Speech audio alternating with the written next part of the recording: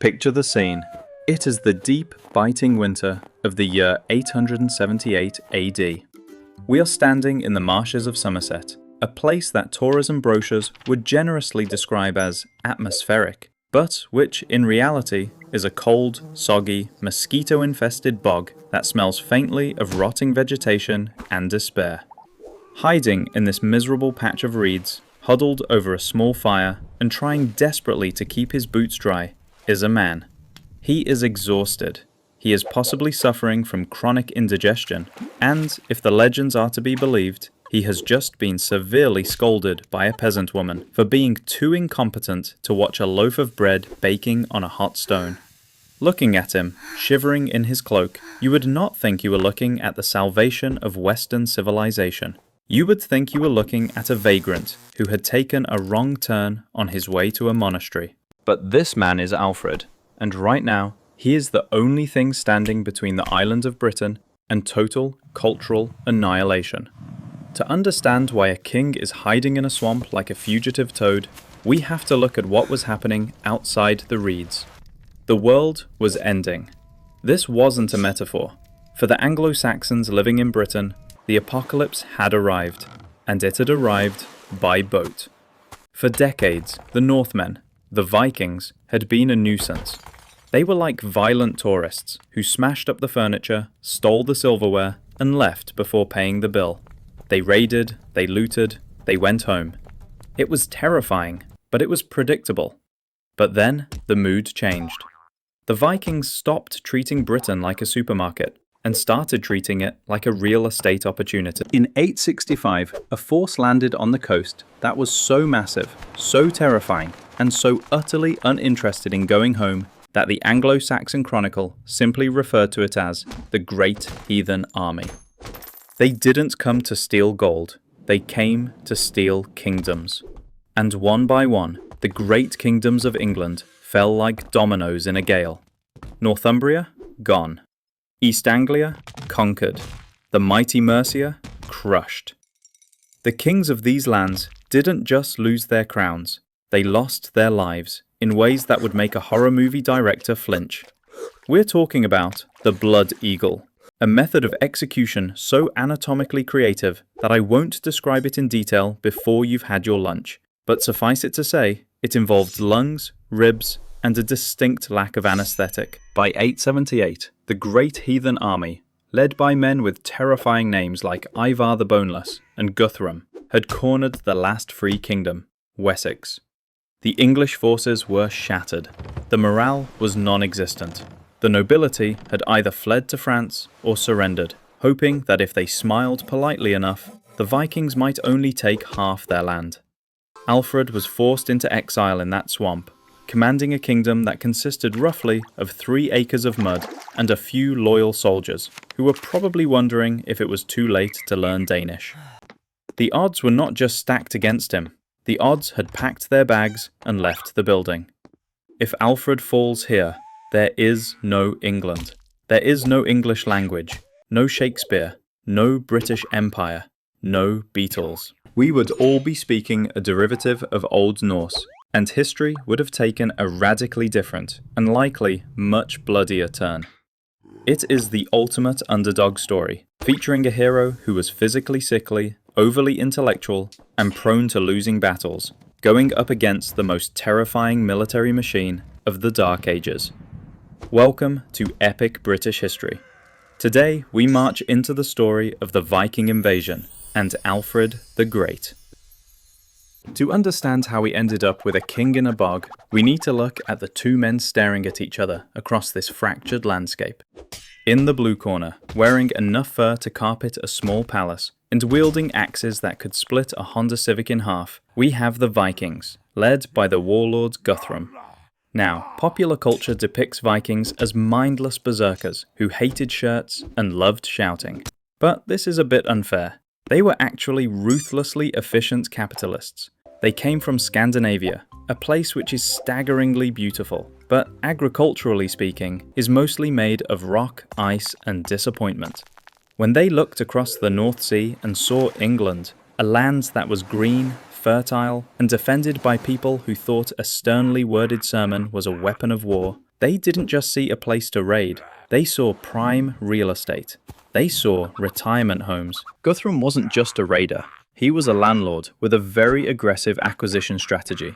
His goal wasn't just to steal the gold from the churches, it was to evict the English, settle his own people on the farms, and essentially turn the island into Danelaw, a massive Viking colony where the primary exports would be wool, barley, and terrified silence. In the red corner, we have Alfred. If you were casting a movie about a warrior king who unites a nation, you would cast someone like Chris Hemsworth or Henry Cavill. You would not cast Alfred. Alfred was the fifth son of King Athelwulf. In the line of succession, being the fifth son is nature's way of saying, don't worry, you'll never have to be in charge. He was designed for the church, not the battlefield. He was sickly. He suffered from a mysterious illness that gave him constant pain, and he genuinely preferred reading Latin philosophy to hitting people with sharp metal objects. He was, effectively, the medieval equivalent of a library nerd who suddenly found himself captain of the rugby team because everyone else had been carried off on stretchers. And that is exactly what happened. Alfred's 4 older brothers died, one by one, mostly from the occupational hazard of trying to fight Vikings. When Alfred took the crown of Wessex in 871, he inherited a kingdom that was currently on fire. His early strategy was questionable. He tried the tactic known as Danegeld, which is a polite historical term for protection money. He paid the Vikings thousands of pounds of silver to go away. But here is a lesson in economics that Alfred learned the hard way. If you pay a man with an axe to leave you alone, he doesn't go home and invest that money in a diversified portfolio. He uses it to buy a sharper axe, tells all his friends that you are a soft touch, and comes back next year asking for a raise. For years, Alfred played this cat and mouse game, buying time, fighting skirmishes, and losing ground. But the breaking point came in January 878. It was Twelfth Night, a Christian feast day. Alfred was at his royal estate in Chippenham, presumably enjoying some roasted boar and letting his guard down, because he assumed that nobody, not even a Viking, would attack during a religious holiday. This was a charmingly naive assumption. Guthrum, who worshipped Thor and Odin and didn't care 2 hoots about the Christian calendar, launched a surprise night attack. The result was a catastrophe. The Saxons were caught completely unawares. The royal bodyguard was scattered, the fortress fell without a siege, and Alfred barely escaped with his life, fleeing into the darkness in his night clothes. That is how the King of Wessex ended up in the Somerset marshes. He wasn't there on a tactical retreat. He was there because he had been completely outsmarted, his army was smashed, and his kingdom was, for all intents and purposes, under new management. But Guthrum made one critical mistake. He didn't kill the king. He left him alive in the mud. And as anyone who has read a history book knows, you never leave the nerd alive in the 3rd act, because that is when they start coming up with a plan. So, from the depths of the Somerset marshes, Alfred began to do something that English kings traditionally consider beneath their dignity. He started fighting dirty. He realized that marching a small, exhausted army into an open field against Vikings was a fantastic way to get everyone killed before lunchtime. So, he adapted. He built a fortress in the middle of the swamp at Athelney, a place so inaccessible that you practically needed gills to find it. From this muddy headquarters, he launched a guerrilla war. It was hit and run. It was ambush. It was annoying. Alfred's men would pop out of the reeds, hijack a Viking supply wagon, set fire to a few tents, and vanish back into the bog before the Danes could even pick up their axes. For Guthrum, it must have been infuriating. He had conquered kingdoms. He had terrified emperors. But he couldn't catch this one sickly man living in a puddle. But Alfred knew that annoying the Vikings wasn't enough. He needed an army. As spring broke in May 878, he sent out the word. Secret messengers rode through the occupied lands of Wiltshire and Hampshire, whispering to the local lords and the Fyrd, the peasant militia. The message was simple. The king is alive. Meet at Egbert Stone. Now, Egbert's stone wasn't a castle or a fortress, it was literally just a big rock. But when Alfred rode out of the marshes to meet them, the Anglo-Saxon chronicle tells us that the men received him like one returned from the dead, and they were filled with great joy. You can imagine the scene. These were men who had seen their homes burned and their gods mocked, thinking their line of kings was broken. And suddenly, there he was, pale, probably still smelling a bit like a swamp, but alive and ready to fight. Alfred wasted no time. He marched his newly assembled army straight toward the Viking camp at Edington.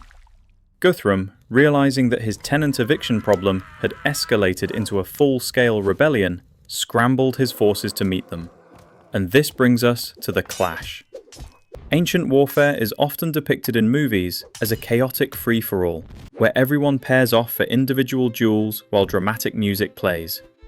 The reality of Dark Age warfare was much more claustrophobic, much smellier, and infinitely more terrifying. It was all about the shield wall. Alfred arranged his men on a ridge, looking down at the Vikings. He ordered them to lock their shields together, overlapping the rims to create a solid, wooden barrier. This is the tactic that defined the era. You don't swing your sword wildly like a pirate. You stand shoulder to shoulder with your neighbour. You brace your feet in the mud, and you shove. It is essentially a rugby scrum with spears. When the two armies collided, the sound must have been apocalyptic. The crack of wood splintering, the scream of iron on iron, and the roar of thousands of men trying to intimidate the opposition. For hours the battle raged. A shield wall battle is a contest of stamina as much as strength. If you slip, you die. If you step back, the line breaks and everyone dies. The Vikings threw everything they had at the Saxon line. They were the berserkers, the wolves of the sea, men who believed that dying in battle was a VIP ticket to Valhalla. But the Saxons didn't break. For the first time, Alfred wasn't paying them to leave. He was making them pay to stay. The library nerd king held the line. He moved up and down the ridge, keeping the formation tight, likely shouting encouragement, and possibly correcting people's Latin grammar in the heat of the moment. And slowly, agonizingly, the Saxon shield wall began to push forward. The Viking line, accustomed to easy victories and terrified peasants, began to buckle under the sheer, stubborn weight of English resistance. The Viking line didn't just break, it shattered. After hours of grinding, bloody, exhausting combat, the Saxons surged forward, and the Great Heathen Army did the only thing left to do. They turned and ran. They fled back to their fortress at Chippenham, slamming the gates, and probably wondering how on earth the sickly man from the swamp had just kicked them all over the countryside. Now, usually, this is the part where the victorious king storms the castle, burns everything down, and plants a flag on the ashes. But Alfred, in a move of cold, calculated brilliance, decided to do absolutely nothing. He didn't attack the walls. He didn't waste his men's lives climbing ladders. He simply surrounded the fortress, sat down, and waited. He employed the most effective weapon in the medieval arsenal: hunger. For 2 weeks, the Vikings sat inside Chippenham. They had no food, they were terrified, and they were freezing. Alfred essentially grounded them until they apologized. And it worked. Cold, hungry, and defeated, Guthrum, the man who had terrified kings and butchered armies, opened the gates and surrendered. And this is where the story takes its strangest, most ironic turn. Guthrum walked out expecting to be executed. That was the rules of the game. You lose, you die. But Alfred had a different idea, a weirder idea. He looked at this pagan warlord, this destroyer of cities, and said, "I'm not going to kill you. I'm going to adopt you." Yes, you heard that correctly. As part of the surrender terms, Alfred insisted that Guthrum convert to Christianity and become his godson. Picture the scene. You have Guthrum, a hardened Viking veteran covered in tattoos and battle scars, standing in a church in Somerset, wearing a white baptismal robe that probably felt very drafty, while Alfred, the man he tried to kill 2 weeks ago, pours holy water over his head and renames him Athelstan. It is arguably the most awkward family gathering in British history. But beneath the absurdity, it was a stroke of genius. By making Guthrum a Christian and a son, Alfred didn't just defeat him, he bound him. He integrated him into the civilized world. They signed the Treaty of Wedmore, which effectively split England in two. The Vikings got the north and east, an area that became known as the Danelaw, and Alfred kept the south and west. It wasn't a total victory. He didn't kick them out of Britain. But he did something more important. He drew a line in the sand that said, "This far and no further." The immediate aftermath was silence. For the first time in a generation, the raiding stopped. The fires went out, and Alfred, the man who started his reign paying Danes to go away, ended the war by becoming their spiritual father. It was a diplomatic masterstroke that brought Wessex the one thing it desperately needed: time. Time to rebuild, time to rethink, and time to turn a collection of muddy farms into a nation.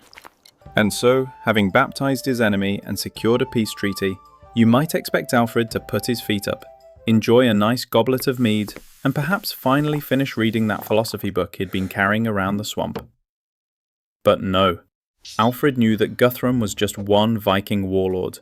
There were plenty more where he came from, and they would be back. So Alfred spent the rest of his life turning Wessex into a fortress. He revolutionized the defense of the realm by creating the burgle system. Essentially, he built a network of fortified towns, called burhs, placed exactly 20 miles apart. The idea was simple but brilliant. No matter where a Viking raided, he was never more than a day's march from a garrison of angry Saxons. He effectively turned the entire kingdom into a porcupine. If you wanted to attack Wessex, you were going to get pricked. He didn't stop at land either. Alfred looked at the Vikings' longships and thought, "I can do that." He ordered the construction of a new fleet of ships, twice the size of the Viking vessels. Now, historical honesty compels me to tell you that in their first naval engagement, these massive English ships mostly just ran aground and got stuck in the mud because they were too heavy. It was less rule Britannia and more rule the shallows. But it was the birth of the Royal Navy.